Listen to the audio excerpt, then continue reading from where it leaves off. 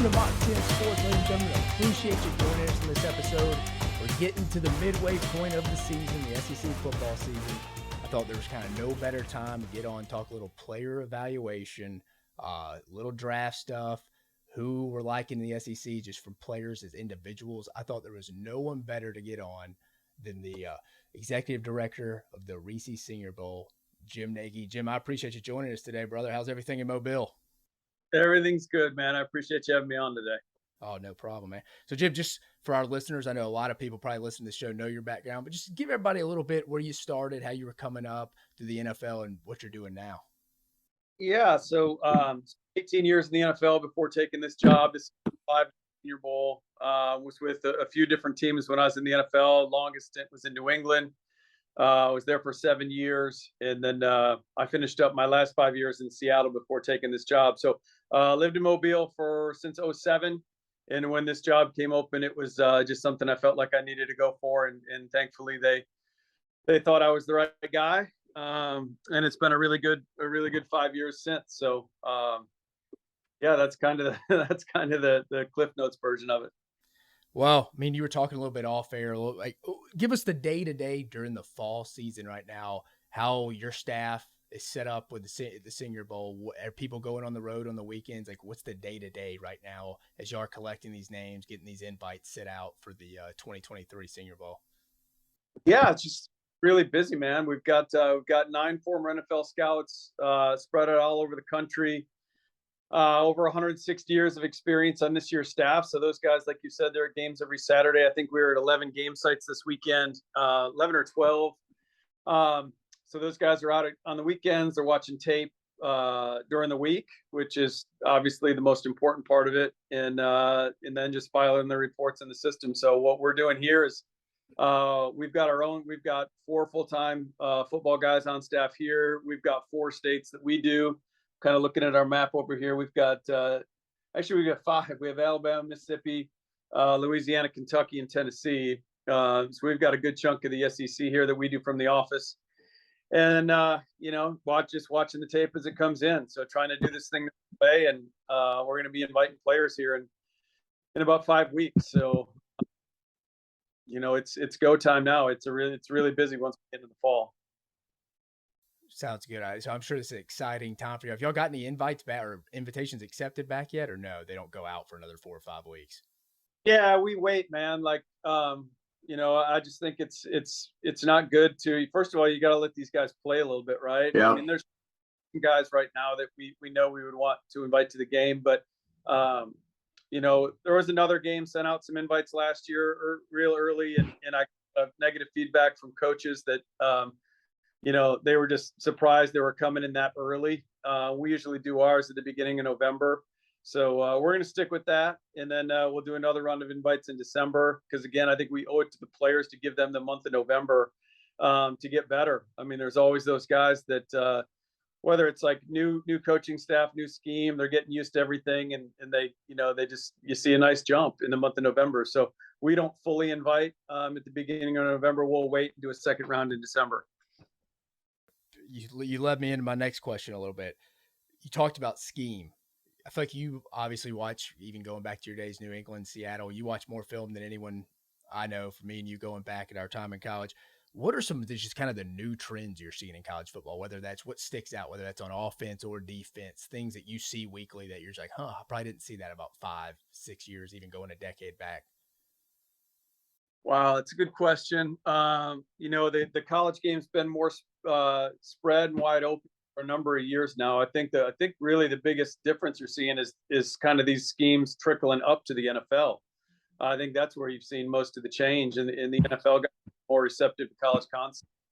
But at the college level, we've seen a lot of imagination for years. I feel like they've done a better job creatively at the college level just to adapt to different personnel than the NFL has. The NFL has been kind of a cookie cutter league for a long time. Again, I think that the younger wave of coaches at the NFL level is doing a really good job. So to me, that's where you've seen more changes than on the college side. Moving on a little bit, if you can tell me as much as you want to here, who are some of the top, if you could give me top 5, top 3, anybody you're comfortable to share enough, like SEC players the Senior Bowl has their eye on through 3 weeks of college football so far. Yeah, you're going to see me peeking at the board right now, so I apologize. I'm not looking into the camera. I'm cheating a little bit on you. No, you're fine.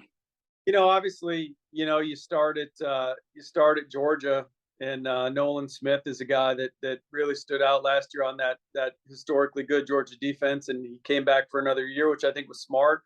But when they're a player, when they stick out, when you're not looking for them. And I think they had 9 drafted guys last year on that Georgia defense, and Nolan stood out even then. He made you rewind the tape and okay, what year is number 4? And he's a violent edge setter. He's really a do-it-all outside linebacker because he's got speed to run things down on the perimeter, against wide runs. He can rush the passer. He can drop into coverage. He's really a good all-around player. We were at the Tennessee-Florida game the other day. There's a number of players on both sides of the ball there. We were a little bummed out Cedric Tillman didn't play, the great receiver from Tennessee.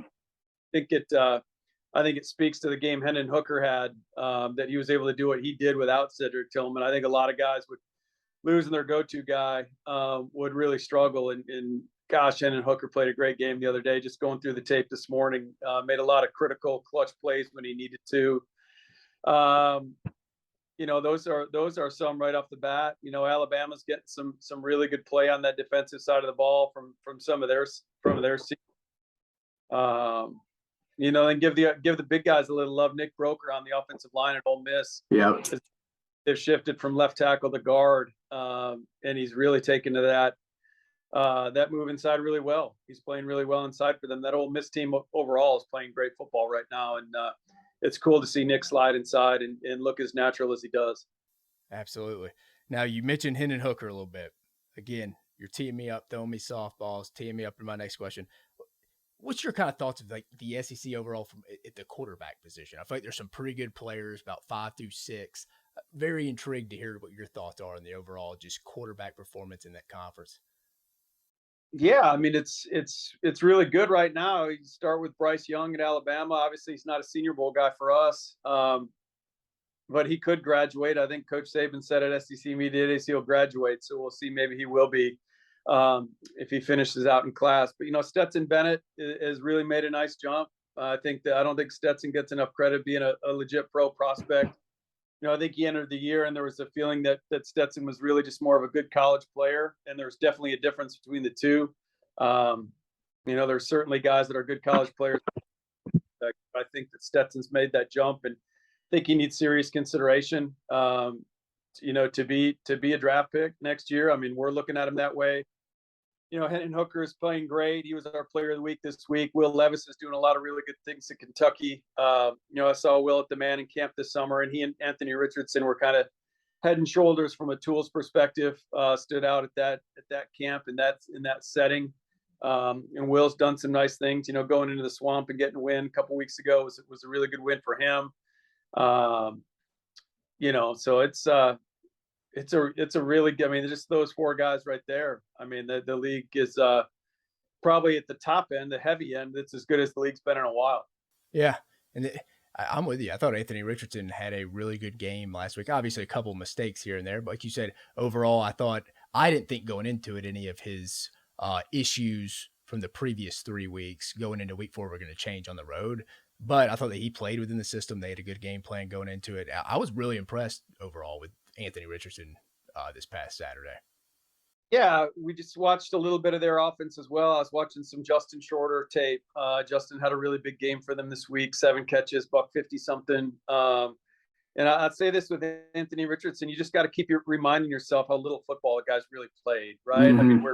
I mean, just the way we're at right now in the media is that we just want to jump on a guy and claim him as our guy and put our flag in him like he's the next great thing. And I mean, I think that happened with Anthony Richardson over the summer, and the guy just hasn't played a lot of football, so he makes a lot of inexperienced mistakes, and you just got to realize that. The guy's still really young at the quarterback position, so but he does have a lot of things you can't coach. So I think he's going to be a guy that 2 months at the end of November when we get around I think I'm going to go see them play in Tallahassee when they play the Seminoles, and I'm sure we'll be seeing a different guy than now, but. He's working through a lot of just, first time mistakes and he'll learn from those, but no, he's got everything you're looking for. So Jim, going to this, sticking to quarterback here, you've seen decades worth of quarterback college film going back to your NFL scouting days. Even to this day, you are still evaluating daily. What, with the game changing a little bit offensively, or a lot for some, what would you say are 1 to 3 non-negotiable traits in today a quarterback has to have in today's game, in your opinion? Well, I think it's always going to be accuracy. I think you got to start there. I think you got to be able to put the ball, fit the ball into tight windows, and that's what makes watching college guys a little more difficult because you can really get rid of, a good percentage of the throws in college because it's just pitch and catch stuff. Clean pocket to big window throws that you just don't see at the next level. So you got to be accurate. I do think you have to have mobility, whether that's within the pocket or be able to extend plays. So instincts, I think instincts is a huge part of it. We see a lot of tools guys that get overdrafted, but don't really know how to play the position. So I think instincts is a huge part of it. Just having feel in the pocket and feel outside the pocket for when things break down and be able to make a second play, a second chance play. So I think instincts is huge. And then just toughness and competitiveness, just the makeup part of it. I think that football intelligence is kind of wrapped into the instincts. So if we're like another bucket, I do think that, leadership, toughness, competitiveness, guys that play through stuff, they're out there every week playing for their team, guys that players want to play for, is huge, especially in the NFL level now. I mean, the teams lose these quarterbacks for such a good chunk of the offseason. They need to be able to, they need to be the guy that guys want to travel and go throw with in the summer. So I don't think the leadership part will never go away. I think that's always going to be a huge component of it. Awesome. No, I figured your expertise there would be interesting after it's evolving over the past 2 decades. You kind of seeing it, you getting a front row seat to it. I was real interested to see what your thoughts were on the quarterback position from that standpoint. You mentioned Nick Broker a little bit earlier from an offensive lineman from Ole Miss, probably a little bit under the radar guy. I feel like your surface level fan may not know about. Is there any other guys in the league in the SEC you see that the casual fan may not know about, but you could see in Mobile come January? Yeah, like Byron Young. Yeah. There's 2 Byron Youngs. I'd like both of them. Yeah. There's one at Alabama. They're very different players. There's one at Alabama. There's one at Tennessee. So the Alabama player is an interior defensive lineman. Just kind of the next in a long line of Bama, really good Bama defensive lineman. He knows how to use his hands. He's physical, striking blocks.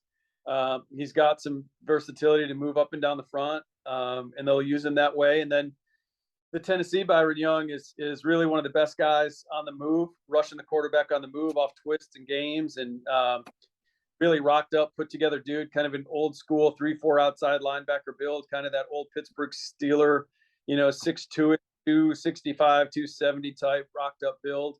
And he can get to the quarterback, man. He rushes he hurries a lot of throws and affects the quarterback. So those are a couple names, that you probably don't hear a lot. DeMarco Helms, the safety at Alabama. Yeah. I think Jordan Battle. Yeah. I think right now DeMarco Helms is playing better than Jordan Battle, based off the early season tape. He's playing with a lot of urgency, just running alleys, playing downhill, making plays in deep coverage. He stood out a couple plays versus Texas, in a really tight game. When you go back and you look at that tape, DeMarco Helms really, made some really difference making plays in that game, that a lot of people probably aren't talking about. So yeah, off the top of my head, there's a few right there. You mentioned one the other. I saw you tweeting about him last week. It was the kid, the edge guy, Iku Leota, kid from Auburn. You were tweeting about him last week. I thought he kind of fit into that mold too, but I agree with you on that. Final question. No, go ahead, Joe. Yeah, absolutely, man. Like Derek Hall's our defensive player of the week. Got a couple sacks and really impactful guy, big, stout, physical, a lot of power in his hands, good straight line speed to chase things down. So Derek's been the guy everyone's talked about. But Iku's a guy that, talking to the guys on their staff, they feel like has made a nice jump over the summer. And then you watch the early season stuff. He can do a lot of things. He's actually a better mover than Derek Hall in terms of just being, flexibility, athleticism, and space. And he can do a lot of things. He can set the edge. He's got length to do that. He's got some slipperiness as a pass rusher. So he's really an every down player. And when you look at the movement, the athlete, he is a guy that's going to project to special teams. I mean, that guy's going to be a 4-core special teams player at the next level. So again, Derek's gotten a lot of the attention, and he deserves it. He's a really dang good football player. Yeah, but Iku's a guy that's probably flying under too many radars, really. Absolutely. Absolutely. Jim, last question here. Go back in your time machine here. We're going back 2012. Jim Nagy.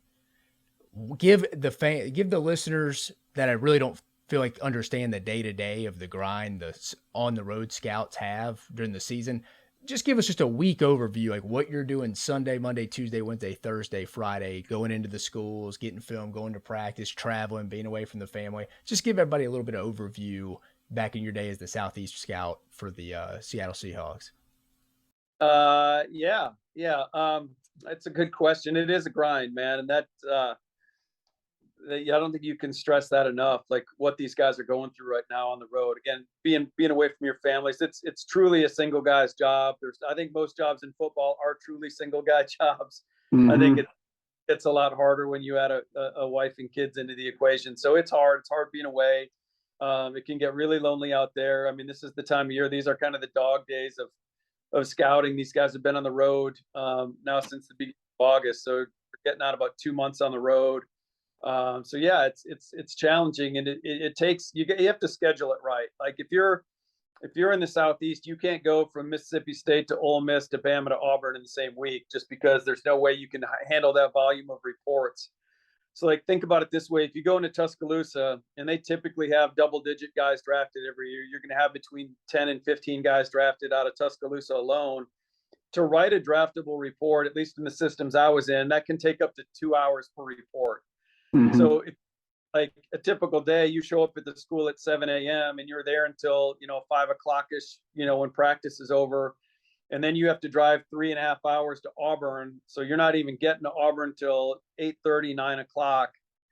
Then you got to somewhere eat in there. You're probably eating on the run and chucking the wrappers in the back seat of your car and getting to the hotel. And then you got to set up and you got to type from 9:30, 10 o'clock to 12:30, 1 o'clock. And then wake up the next day at 5:30, 6 a.m. and start it all over again. So you're at a school every day, and just in that Alabama example, so you have 10 draftable guys. That's 20 hours worth of work. You've got a bunch of other free agent players, and you're probably hitting 3 or 4 other schools that week as well, probably 3 other schools that well. So, on top of being at a school every week, you're adding like another 40-hour work on top of your normal week. So, there are some weeks that you can't even go to a game on Saturdays because you have so many reports to write. You're just stuck in the hotel typing from sun up to sundown on Saturday and Sunday to file your reports in on Monday. So it never really stops. You're sleeping like 4 or 5 hours a night. It is truly, people always used to ask, I'd see people on airplanes and I'd be watching tape and they'd ask what you do and you tell them and they're like, do you love it? And you're like, if you didn't love it, there's no way you could do it. You got to be passionate about it because it's a really tough profession. It'll beat you down. But at the end of the day, you love what you're doing, so you do it. So yeah, man, that's really what a week looks like. That's really what it looks like. There's not a lot of, there's basically no free time from August until through Thanksgiving. You really don't have, there's really not 5 minutes in the day where you feel like you can where you shouldn't be in front of the computer typing a report or watching more tape. Awesome. No, I feel like that gives the fans a good perspective of what goes into the day to day, especially the fall grind for these NFL personnel people. But Jim, I appreciate you joining us, man. Again, what you've done with the Senior Bowl from obviously your evaluation skills are second to none, but obviously the marketing standpoint, the social media standpoint, you've hyped that game up. You've turned it into the best all-star game, college all-star game in the country, bar none, second to none. It's incredible what y'all have done to take it to the next level. I interned back when Phil was doing it back in 15 or 16. But the way it's marketed now is unbelievable. That's a tip of the cap to you. Jim, if you want to tell everybody where to kind of follow y'all on social media so they can get up to date, because I love seeing y'all stuff, y'all's weekly matchup breakdowns, stuff like that. If you want to tell people where to follow y'all before you get out of here, that'd be awesome. Yeah, man, I appreciate you saying that. And Phil did an awesome job with this game. This game's been a great game for a long time. All we've tried to do is just pull back the curtain a little bit, and show people who we're interested in. and try to make it a year-round thing, right? Like we're posting something 365. So, Dave, I appreciate you saying that, man. But yeah, they can Senior Bowl Twitter. It's just at Senior Bowl, or my personal Twitter, Jim Nagy _SB. Yeah, man, we'll be like players of the week, matchups of the week, stock up players. So we'll be posting a lot of video, a lot of coaches tape throughout the week, trying to put out players we're interested in. So I appreciate you mentioning that, Dave. No problem. So, you said next 4 or 5 weeks, people should be seeing some invites accepted, and y'all posting that on social media. Yeah, probably beginning of November. Typically get those out. So yeah, we still have a lot of players to evaluate, man. This is an ever going process. So, but yeah, kudos to you, dude. It's good seeing you making the transition, from the football side, and our paths have crossed at a lot of schools you've worked at. You've done an awesome job. So it's really cool seeing you do your own thing now. Man, I appreciate you saying that. I appreciate you joining us, and appreciate you joining us on this episode of Mock 10 Sports. Keep following us on Mock 10 Sports for the best information on SEC sports.